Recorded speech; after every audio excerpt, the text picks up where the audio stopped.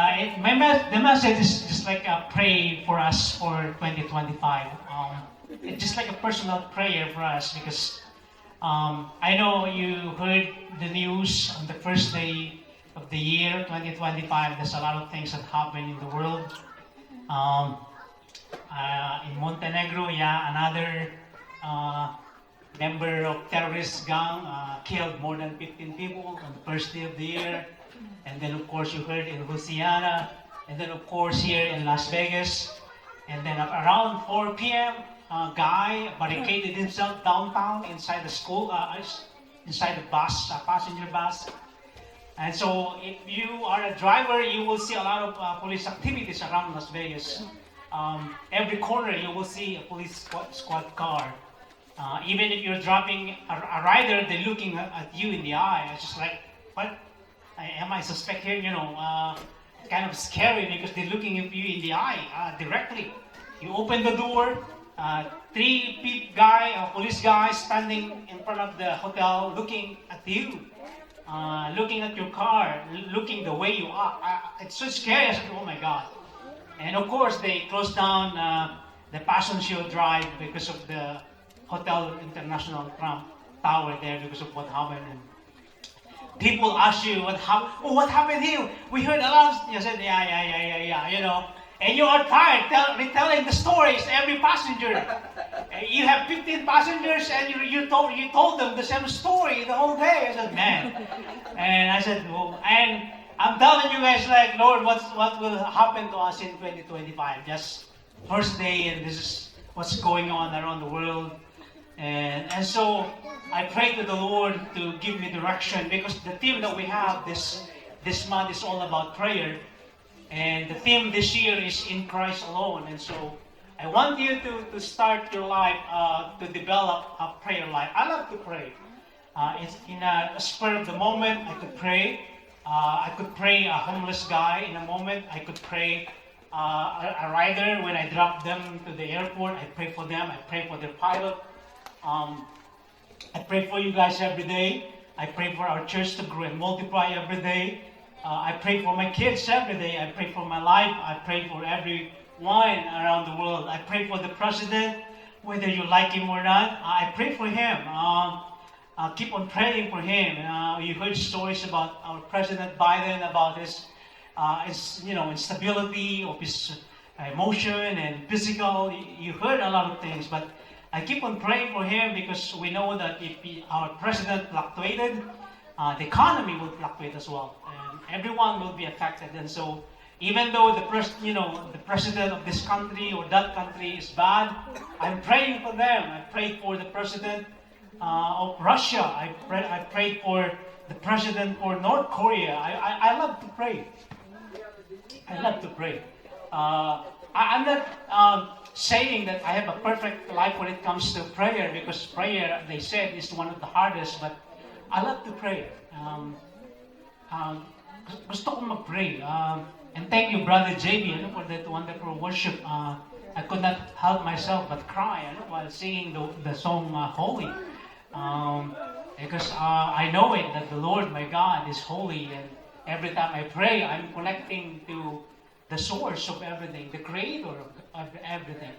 And so I always pray because I know it. I'm connecting to the Lord of Lords.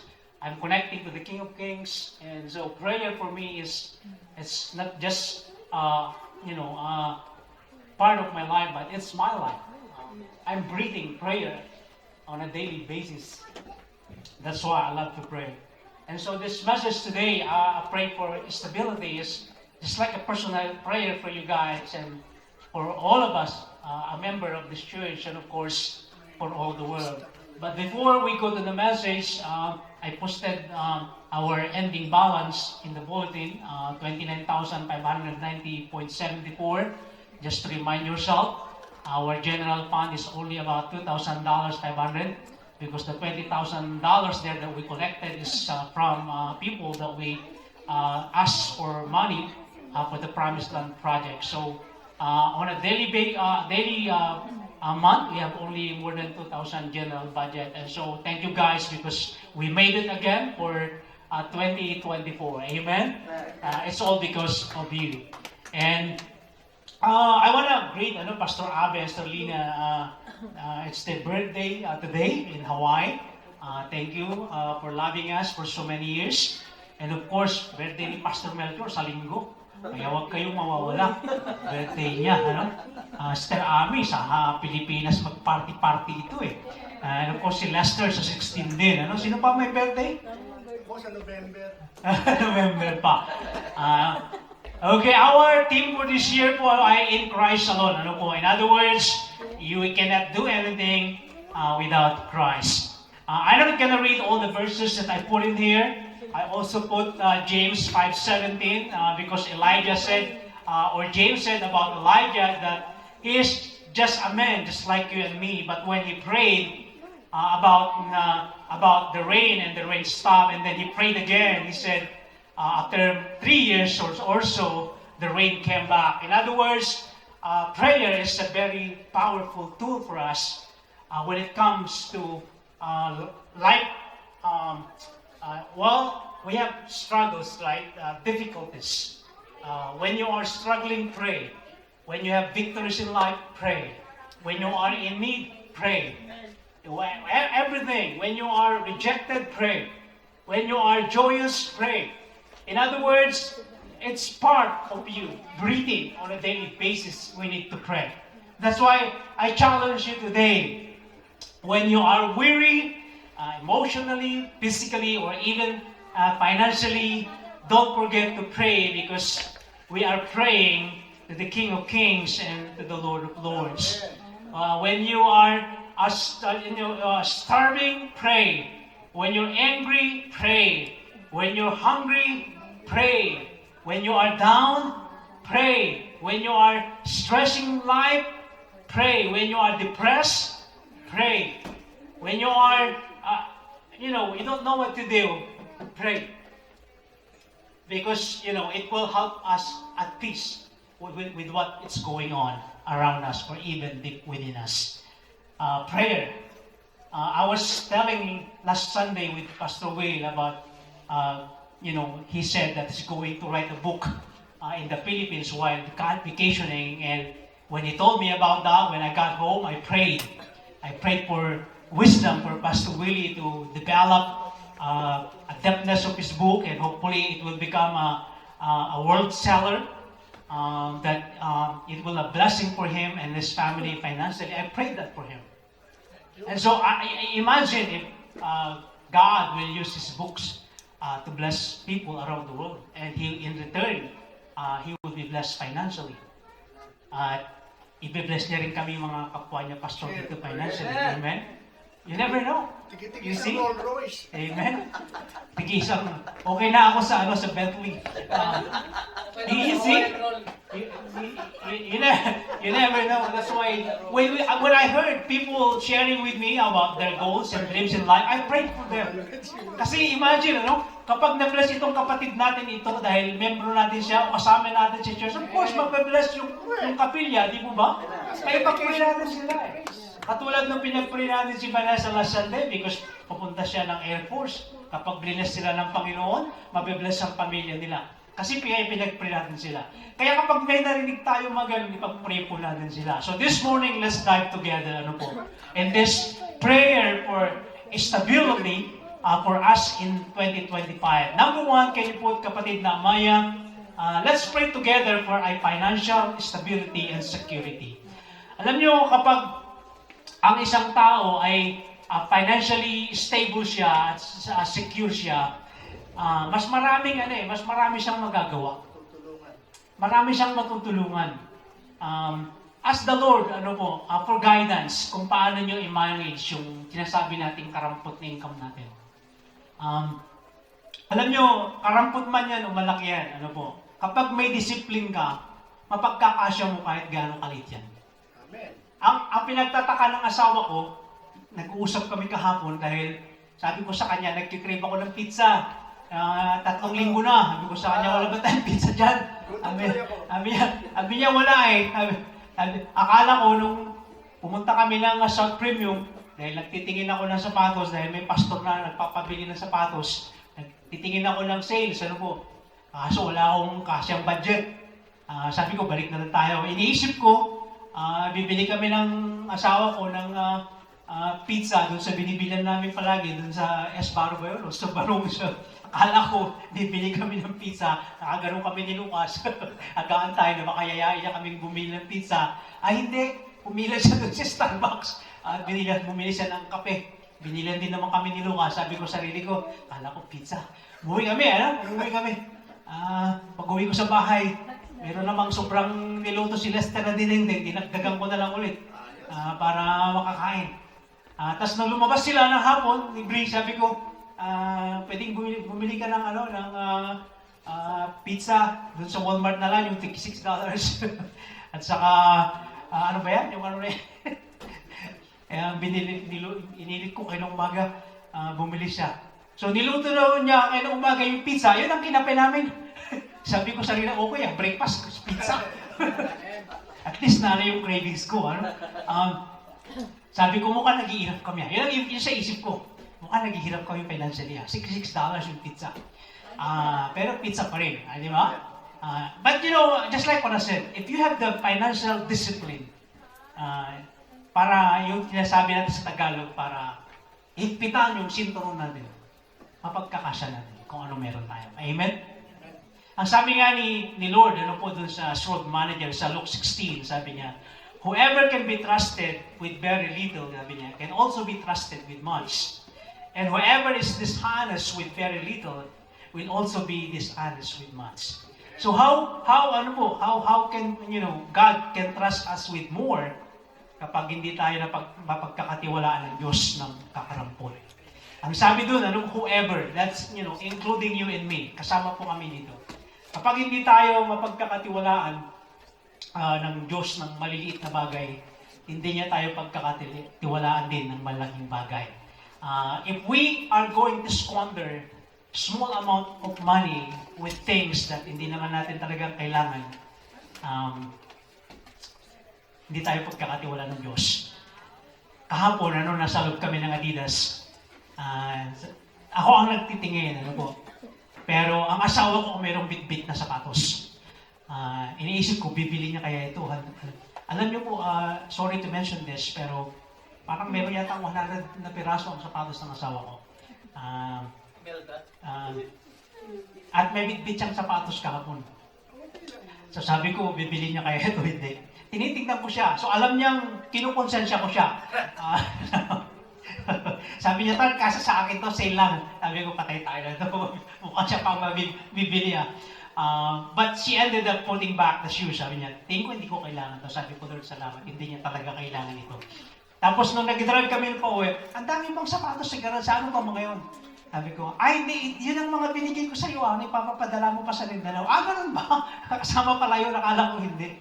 And so again, mga kapatid sa pananampalataya, ang sabi nga dito, ni King Solomon, when it comes to finances, sabi niya, money is the answer to all things. He's not saying, that, money is the answer to salvation or anything like that. But when it comes to money, he said, you have the money for a fiesta, meron kang pera pambili ng alak para magsaya ka ng konti. If you don't have the money, kahit gusto mong magpa-birthday, wala eh.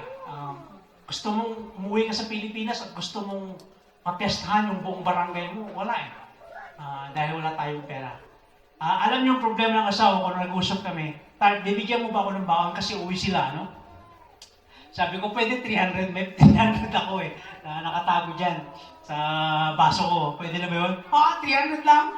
Kakasya ba yun? Tapos papadala mo pa kami sa Marede. Gasolina pa lang, 15,000 na one way, tapos pabalik 30,000. Sabi niya, grabe. Sabi niya, tapos 300 lang.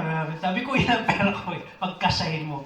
Alam niyo, mga din sa panampalataya, without money, we can buy our supplies in the supermarket. I'm not saying that money is the most important thing in the world. We know what Paul said, that the love of money is the root of evil, but he never said that the love of money or the likes of money, but money is actually essential to everything.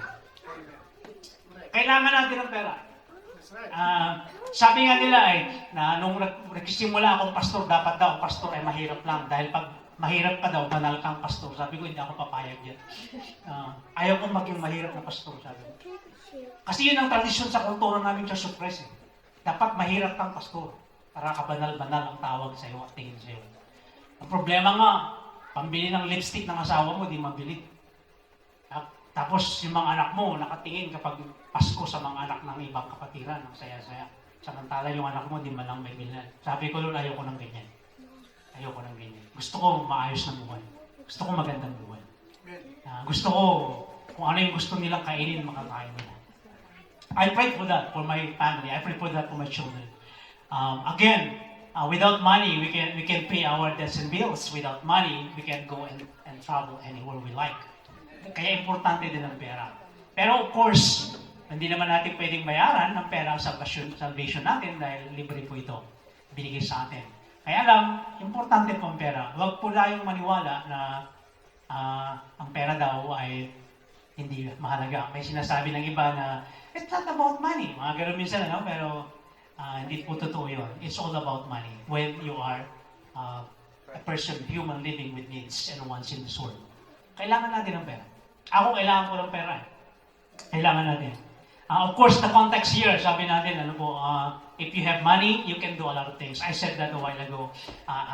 Both sides, bad things and good things. Sabi din sa Proverbs 19:4, sabi niya, if you are wealthy, you have a lot of friends. But if you are poor, even your best friends, I translated that, and relatives will leave you behind. Kapag mayaman ka, totoo, marami kang kaibigan. Totoo yan. Totoo yan. Kasi nabibless sila dahil sa iyo. Pero kapag mahirap ka, iwanan ka sila kasi takot sila, baka mautangan mo pa sila.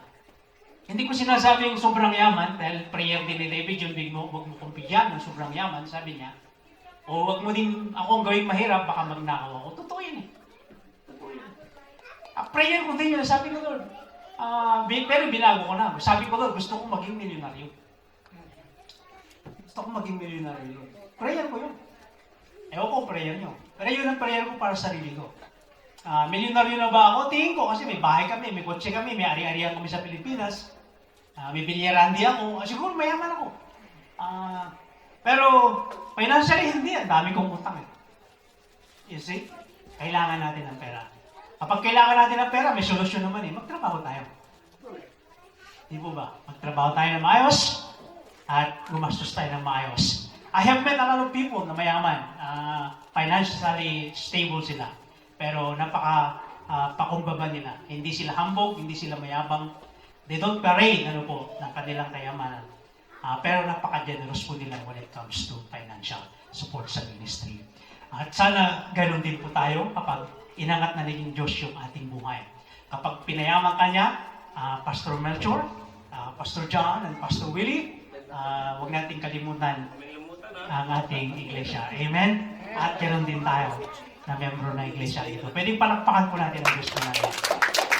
Pangalawa, kapatid, Pastor John. Pangalawa, as my personal prayer for you this 2025, also pray for career and work stability.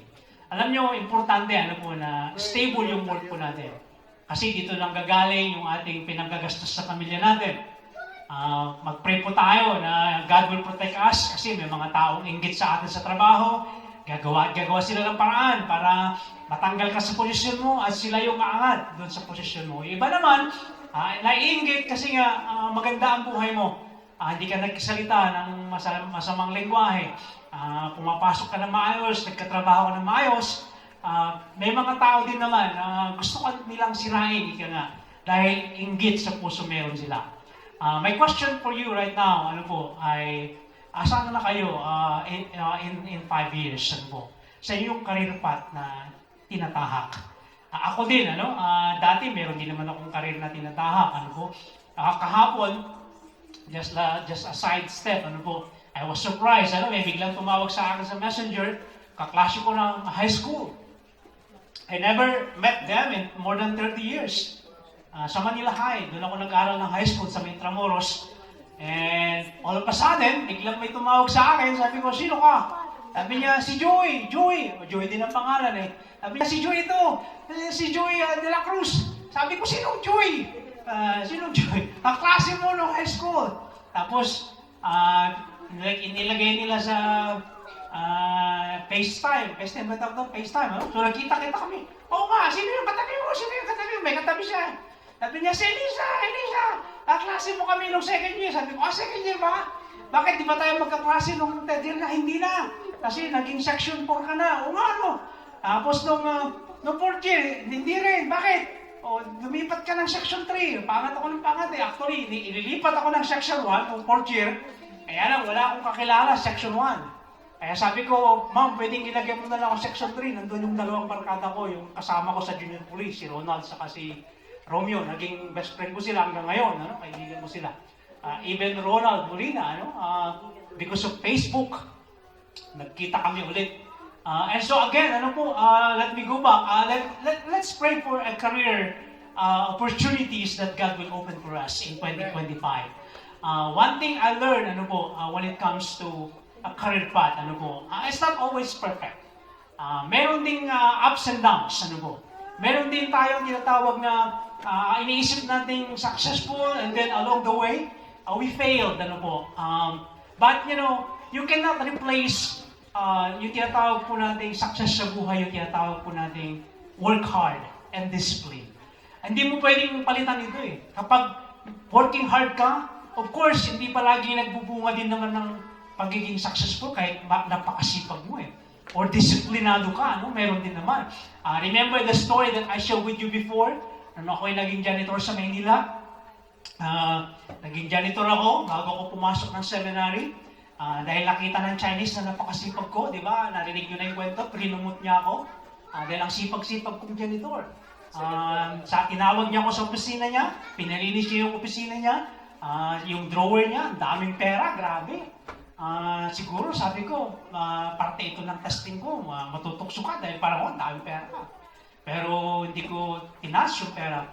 Tapos, 2 months later, tinawag niya ulit ako, sabi niya, Randy, I would like to promote you kasi nga napakasipag mo sa trabaho mo. Pero pinulumot niya ako from first floor to second floor. Pero janitor pa rin ako sa second floor. That's for me a promotion, hard work. Bunga din naman from second floor to from first floor to second floor. That's promotion, you see. And I believe, if you are faithful to God serving, I believe, God will promote you just like Shadrach, Meshach, and Abednego. A lot of people try to discarril, yung word na discarril or derail, their career path that God laid out for them, And yet, in the end, God or the king of Babylon promoted them.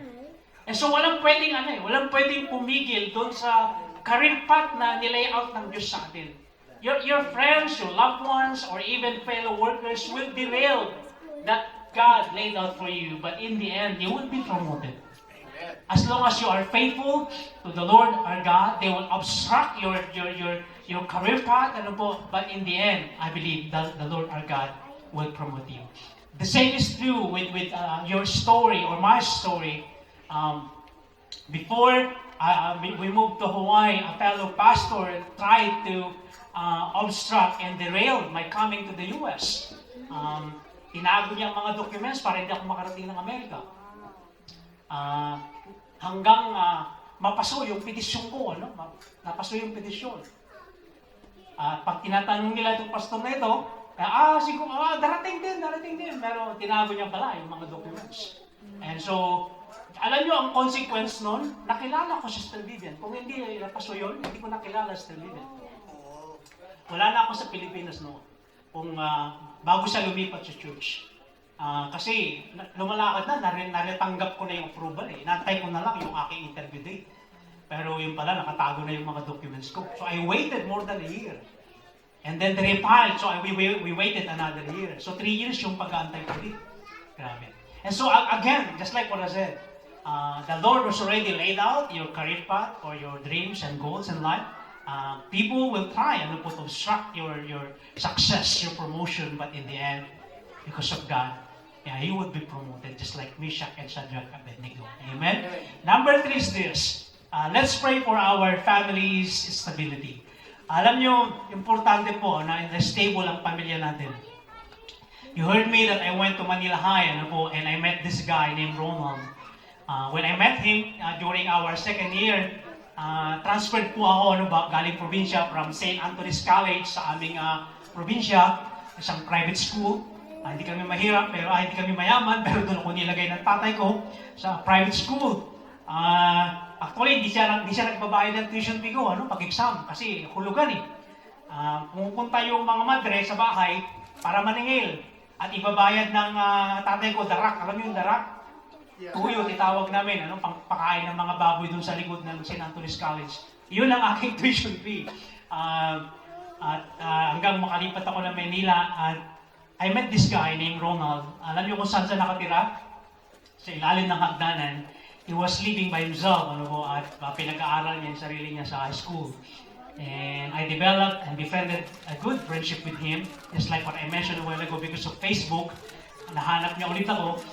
Nung graduate nga kami, sumama sa akin sa probinsya sa Marede, dahil wala siyang ibang mapuntahan. Sumama sa akin doon, at nagkapas kami. Lahat ng share niya sa inani namin sa konting lupa namin ay sabi ko sa iyo na yan para may makain ka sa Maynila. After that, hindi na kami nagkita. More than 30 years, nagkita ulit kami and sa awa ng Diyos nagkwentuhan, siyempre, kung anong buhay-buhay. And I've learned that he's a taxi driver in Metro Manila. And the good news about him, according to him, ay napag-aral niya yung dalawa na niyang anak, napagtapos niya yung isa sa pagiging pulis, yung isa ay inhinyero, at yung bunso ay nasa high school. And to him, according to him, family is everything. Sa kanya ay, he will put everything on his shoulder, even the world, if that's possible, just, mapagtapos niya lang yung mga anak niya sa school because according to him, family is everything. I believe that too. Ako din, pamilya ay numero uno when it comes to this living in this world. Of course, God is the number one. You heard me last Sunday, when it comes to family and friends and loyalty and, kapag nasaan ako, gusto ko bitbit kita kapag pamilya kita, pamilya tayo. If your family is stable, again, napakarami mo din pwedeng tapusin. Kapag yung pamilya mo na maayos sila, mga anak mo, ang asawa mo, mga apo mo, pamangkin mo, mas magaan, mas magaan yung ministry natin, mas magaan yung trabaho mo, mas magaan yung gusto mong gawin. Kasi nga nakafocus ka. But there's an exemption about in the Bible about Eli the priest, yung dalawa niyang anak, si Hophni and Phinehas, na hindi sila nakinig sa tatay nila. Although Eli was a godly priest, yung mga anak niya ay they were taking advantage yung mga pupunta sa temple. And God said to Eli, na sabi niya, puputulin ko ang lahi mo. If you are going to read, in the book of Shemon, God said, puputulin ko ang lahi mo. Kasi nga, hindi sila sumunod sa iyong yapak. Ito sa mga nakakalungkot minsan, ako din, that's my prayer. That's why I keep on praying for my kids, na lumago sila sa church. That's why I love, that you guys are bringing your kids to the church. I don't mind if they're walking around when we are preaching or singing. I don't mind. Because just like Lucas, he's hiding inside the door. Pero pag uwi namin minsan, ikukwento niya sa'yo kung ano yung narinig niya sa church. Siya din ang nag-recommend sa amin na, do we have evening worship tonight or no?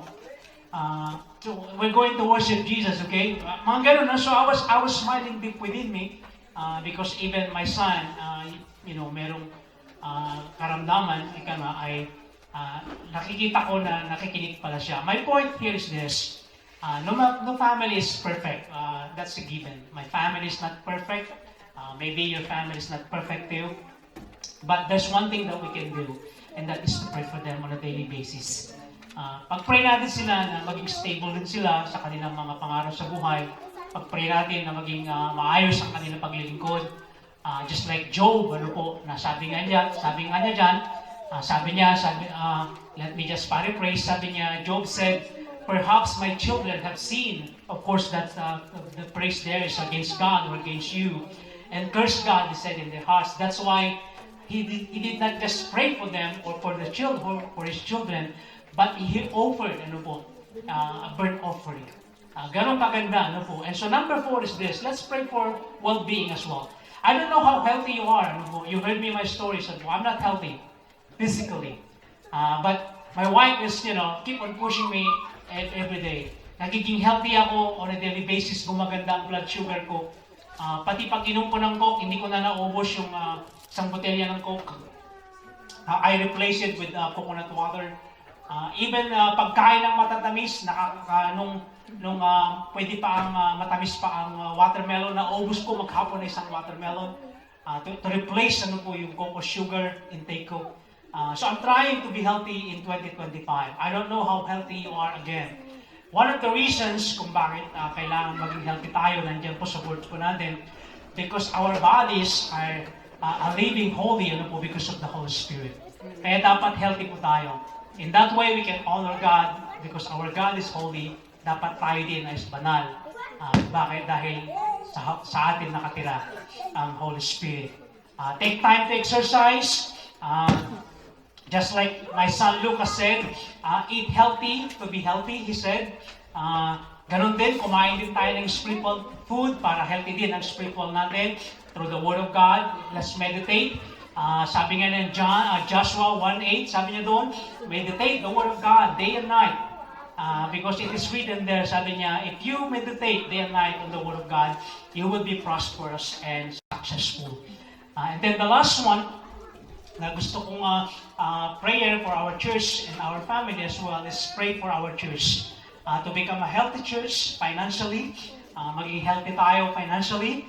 Alam nyo, may isang miracle din na alam nyo, yung offering natin, eksakto pa lang sabi ko, wow, ang galing nakakabili pa tayo ng supplies ng church, nakakabili pa tayo ng supplies ng mga bata, at nabigyan nyo pa kami ng Christmas gift na 10,000 tayo, di ba? Amen.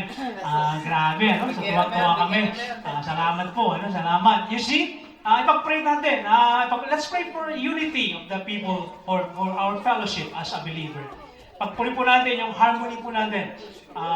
Pag-pray po natin, na every families will be healthy this year, Dahil sabi nga ng Ephesians 4:3-6, sabi doon, because we have one Lord, sabi niya, we have one faith, one baptism, and one God. That's why for us to pray for this local church on a daily basis is a privilege. Isang pribilehiyo na ipag-pray nyo kami mga pastors nyo. Isang pribilehiyo na ipag-pray din namin kayo in return on a daily basis. Pribilehiyo yun Just like what I said a while ago, because we are connecting to the Lord of Lords and King of Kings. We are connecting to the source of everything when we pray. So here's my take. Here's my take. Join me in praying for our local church to grow and multiply. The more, the merrier. That's what they said. The more worshipers, the more joy inside and out of the church.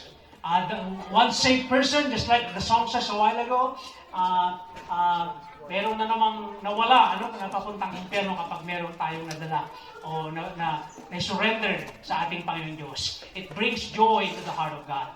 That's why we need to pray for love and unity for our local church, harmony and grace, serving another, treating with one another with love.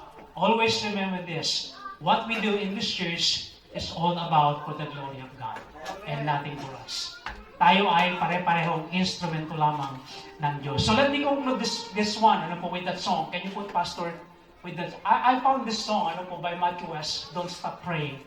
I fell in love with that song while I was driving home, and they played this one, 90.5 SOS. It's like 3 months ago when I heard this song. Sabi ko, wow, I cried because, most of the times I stopped praying for something that I've been asking the Lord.